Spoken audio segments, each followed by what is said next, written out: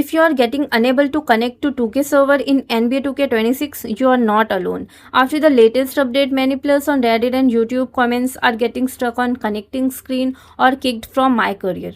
These are the most upvoted real users fixes that are actually working. First, try the internet refresh trick. Open NBA 2K26 and stay on the connecting screen. Now, disconnect your internet completely for around 30 seconds, turn Wi-Fi back on or reconnect your LAN cable, then go back into the game and reconnect.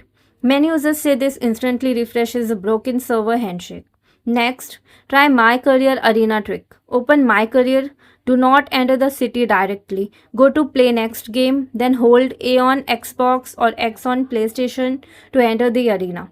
Once loaded in, walk outside into the city. This bypasses a broken city loading loop causing disconnects. Now, change your DNS. Go to Network Settings, then go to DNS setting, set it to manual. Primary DNS 8.8.8.8, secondary DNS 8.8.4.4.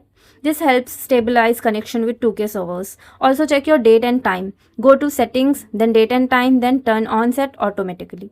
After that, press sync now. A lot of users fix connection issue just by syncing time correctly. Last fix, verify your game files. On Steam, right click NBA 2K26, go to properties, then install files, then verify integrity of game files. On console, fully shut down your system and unplug it for 60 seconds. Try this one by one. Most players are getting back online after the DNS or reconnect trick. Bye bye.